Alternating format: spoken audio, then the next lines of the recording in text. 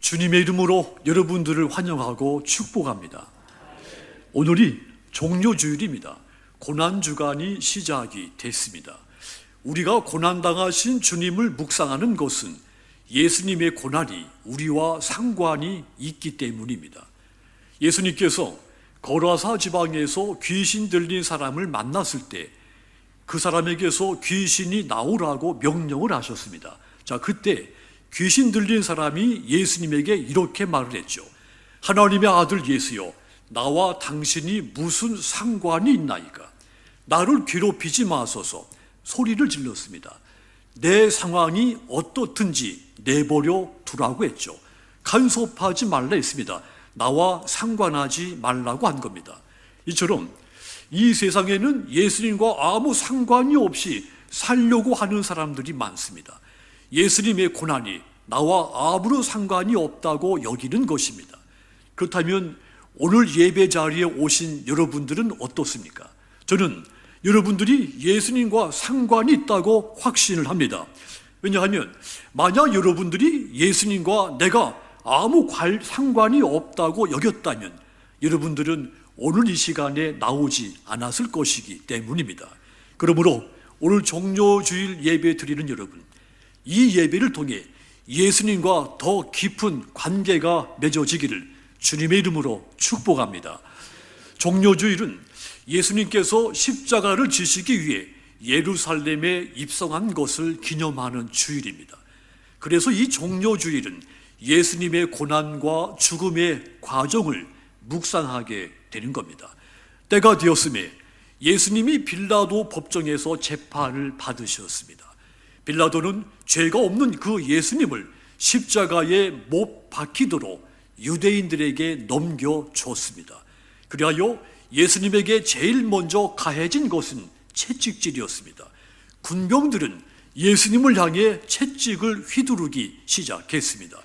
채찍질을 멈춘 다음에는 예수님의 옷을 벗기고 홍포를 입혔습니다. 예수님을 왕으로 치장하고 조롱을 한 겁니다. 예수님의 목에는 유대인의 왕 예수라고 쓴 죄패를 붙이고 머리에는 가시로 엮은 면류관을 씌웠습니다. 그리고는 예수님의 오른손에 왕권을 상징하는 호를 갈대로 만들어서 쥐어줬습니다. 군병들이 예수님을 마치 왕처럼 꾸며놓고 그 앞에 무릎을 꿇고 유대인의 왕이여 평안할지어다 조롱을 보낸 겁니다. 그리고 난 다음에는 예수님에게 침을 뱉고 어떤 사람은 예수님의 오른손에 있는 갈대를 뺏어서 예수님의 머리를 치기까지 했습니다. 저들은 또 희롱을 당한 후에 예수님의 몸에서 홍포를 벗기고 도로 예수님의 옷을 입혔습니다.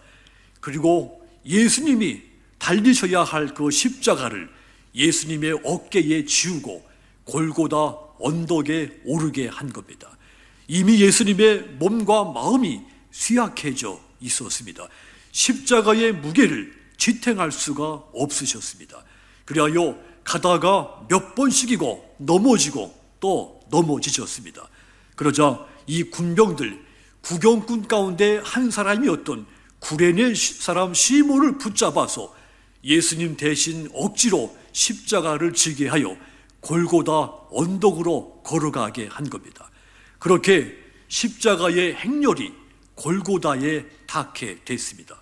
군병들은 무거운 십자가를 지고 탈진한 예수님에게 몰약을 탄 포도주를 건넸습니다. 몰약을 탄 이 포도주는 마취제로 사용됐던 음료였습니다. 잠언 31장 6절과 7절 보시면 죽어가는 사람들에게 독주를 마시게 하라 그랬습니다. 그렇게 함으로써 그만큼 죽어가는 사람들의 고통을 덜어주기 위한 것이었습니다. 하지만 예수님은 그 포도주를 거부하셨습니다. 그리고 십자가에 못 박히신 것입니다. 이렇게 해골의 골짜기 골고다 언덕에서 예수님의 십자가 위에서의 6시간이 시작이 됐습니다. 인류 역사에서 가장 고통스럽고 가장 슬픈 6시간이 시작이 된 겁니다. 제3시 오전 9시가 되어 25절을 보시면 때가 제3시간이요 십자가에 못 박으니라 그랬습니다. 오전 9시에 예수님께서 십자가에 못 박히시게 된 겁니다. 골고다에 이때 3개의 십자가가 세워집니다. 가운데 십자가에는 예수님께서, 왼편과 오른편 십자가에는 서로 다른 강도가 달리게 됐습니다. 십자가 아래 수많은 사람들이 몰려들기 시작했습니다. 십자가에 달리신 예수님의 눈에는 그 수많은 사람들이 다 들어왔습니다. 십자가형을 집행하는 백부장, 그리고 100여 명의 로마의 군병들, 그리고 팔짱을 낀 채 서기관들과 함께 저만치 구석에 자리를 잡고 있는 대제사장들이 있었습니다. 그리고 사랑하는 예수님의 어머니도 골고다에 올라와서 다른 2 여인의 부축을 받은 채 숨을 죽이고 아들을 안타깝게 바라보고 있었습니다. 같이 십자가에 못 박힌 강도까지도 예수님을 비난하고 욕설을 부었습니다. 예수님에게 절대 고독의 시간이 엄습한 겁니다. 시간은 계속 흘러서 6시 정오의 시간이 됐습니다.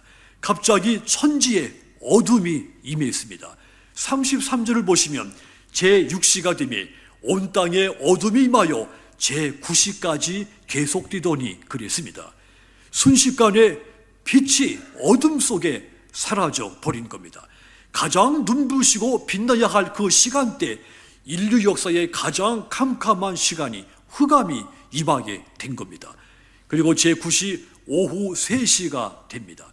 마지막 숨을 남긴 주님이 병력까지 큰 소리로 외치셨습니다. 34절 보시면 제9시에 예수께서 크게 소리 지르시되 엘리 엘리 라마 사박다니 하시니, 이를 번역하면 나의 하나님 나의 하나님 어찌하여 나를 버리셨나이까 하는 뜻이라 했습니다. 예수님이 십자가 위에서 하나님 아버지를 큰 소리로 찾으신 겁니다. 그런데 하늘은 대답이 없었습니다. 하늘의 하나님께서 침묵하신 것입니다. 하나님께 버림받는 고통까지 당하신 것입니다. 그리고 그 순간 하늘에 하나님의 침묵 가운데 당하신 예수님의 죽음, 성전의 휘장을 찢어놨습니다. 38절 보시면 이에 성소 휘장이 위로부터 아래까지 찢어져 둘이 되니라 그랬습니다. 그러자 십자가형을 집행했던 이 백부장 신앙을 고백하게 되기까지 하죠.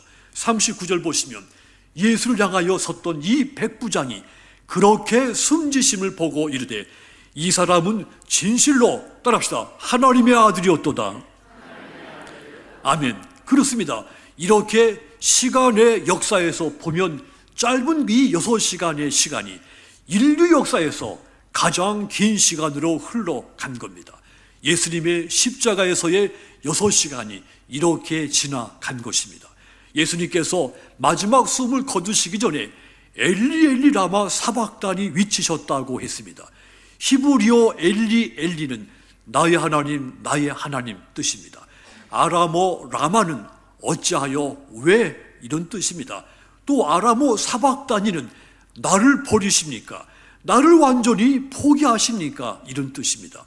이 말씀은 시편 22편 그 고백을 예수님이 아람어 육성으로 외치신 겁니다. 예수님이 침묵하시는 그 하나님을 향해 하나님 왜 어찌하여 나를 버리십니까? 어찌하여 나를 완전히 포기하십니까? 질문을 하신 겁니다. 이 질문은 예수님의 질문이지만 그러나 이 외침 소리를 듣고 읽는 저와 여러분들 반드시 깨닫고 알아야 할 질문인 것입니다. 그렇다면 여러분, 예수님은 왜 어찌하여 버림을 받으셨을까요? 십자가에서 버림받으신 그분, 저와 여러분에게, 온 세상에게 그분은 어떤 분이십니까? 그분은 하나님의 본체이십니다. 빌립보서 2장 6절을 보시면 그는 근본 하나님의 본체시나 하나님과 동등됨을 취할 것으로 여기지 아니하시고 그랬습니다. 예수님이 원래 하나님의 모습을 지니고 계셨지만 하나님과 동등하게 되려고 생각하지 않으셨다는 뜻입니다. 예수님이 근본 하나님의 본체이신 성자 하나님이신 겁니다. 바울은 이것을 골로새서 2장 9절에서 한 절로 요약을 했습니다. 골로새서 2장 9절 보시면 그 안에는 신성의 모든 충만이 육체로 거하시고 그랬습니다. 그리스도 안에는 하나님의 완전한 신성이 깃들어 있다 이 말입니다. 한마디로 예수님이 곧 하나님이시라는 말입니다. 웨스터민스터 소요리 문답에 보면 하나님의 신격에 몇 위가 계신가 이런 질문이 있습니다. 그 답은 이겁니다. 하나님의 신격에 3위가 계시니 성부와 성자와 성령이신데 이 3위는 한 하나님이시다. 본체는 하나다 이렇게 되어 있습니다. 요한복음 14장 9절 보시면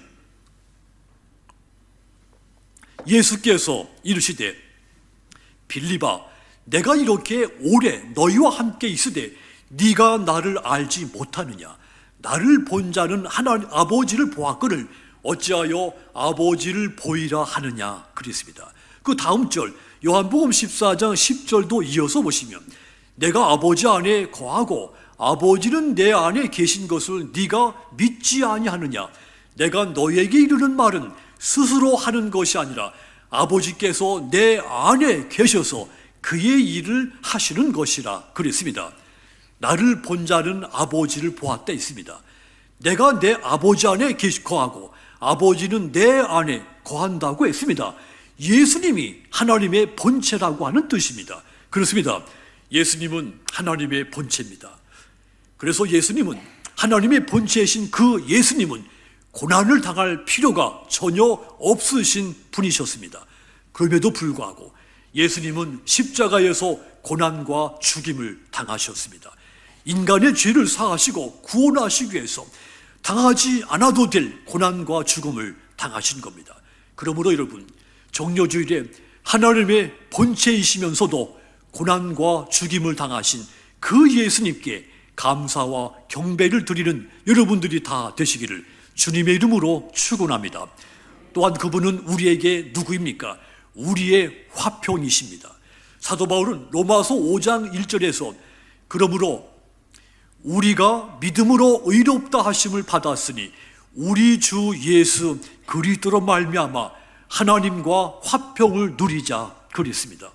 하나님과 우리가 화평을 누리는 길이 어디에 있다고 했습니까? 바로 예수 그리스도 안에 있다고 했습니다. 우리는 하나님과 원수가 돼서 소망도 없고 평안도 없습니다. 그런데 예수님이 우리의 화평이 되셔서 막힌 담을 얻으시고 우리에게 평화를 주신 것입니다. 에베소서 2장 14절을 보십시오. 그는 우리의 화평이신지라 둘로 하나를 만드사 원수 딛고 그 중간에 막힌 담을 자기 육체로 허셨다고 했습니다. 우리의 평화가 되시는 예수님께서 유대인과 이방인을 갈라 놓았던 그 담을 헐어서 둘이 하나가 되어 화평케 하셨다는 뜻입니다. 하나님과 우리를 그 예수님께서 몸을 허물어서 하나님과 우리를 화평하게 만들어 놓으신 겁니다. 하나님은 구약의 시대에 이사야 선지자의 입술을 통해 장차 오실 메시아 하나님의 아들은 주인 띤 우리의 대속물로 오실 것이라고 예언을 했습니다. 오늘 본문인 구약의 말씀 이사야서 55장 5절 6절을 다시 보십시오. 그가 찔림은 우리의 허물 때문이요 그가 상함은 우리의 죄악 때문이라. 그가 징계를 받음으로 우리는 평화를 누리고 그가 채찍에 맞음으로 우리는 나음을 받았도다. 우리는 다 양 같아서 그릇 행하여 각기 제 길로 갔거늘 여호와께서는 우리 모두의 죄악을 그에게 담당시키셨도다 그랬습니다. 허물이 많은 우리를 위해서 화평하지 못하고 서로 비난하며 분열띤 우리를 위해서 상처받고 찢긴 몸과 마음 영혼의 치유와 회복을 위해서 대속의 어린 양이 되신 예수님 찢기시고 상하시고 죽으실 것이라고 예언이 됐습니다. 그리고 그 예언이 종려주일과 고난주간 속에서 성취가 된 겁니다. 그러므로 여러분 우리의 화평이 되시기 위해서 십자가의 고난과 죽임을 당하신 그 예수님께 감사와 경배를 드리시는 저와 여러분들 다 되시기를 주님의 이름으로 축원합니다. 또한 그분은 우리에게 누구입니까? 우리를 대신해서 유죄 판결을 받으신 분입니다. 죄가 있는 내가 유죄 판결을 받아야 되는데 죄가 없는 예수님이 나를 대신해서 유죄 판결을 받으신 것입니다. 무죄하신 예수님, 빌라도의 관정에서 판결을 받으셨습니다. 본래 하나님은 이 세상을 아름답게 창조하셨고 하나님이 지으신 인간은 하나님을 영화롭게 해야 됐습니다. 그것을 하나님이 인간에게 원하시 기대하는 것이었습니다. 자, 그런데 첫째 사람 아담이 불순종해서 죄가 이 세상에 들어오게 됐고 죄에 물든 인간은 그때부터 하나님 대신 썩어 없어질 그 형상들을 하나님의 자리를 대체해 버리고 말았습니다. 사도 바울은 이렇게 하나님을 버리고 하나님을 떠나는 사람들이 짓는 죄에 대해서 로마서 1장 29절과 31절에서 그 죄를 이렇게 선언을 했죠. 곧 모든 불의, 추와 띄우십시오.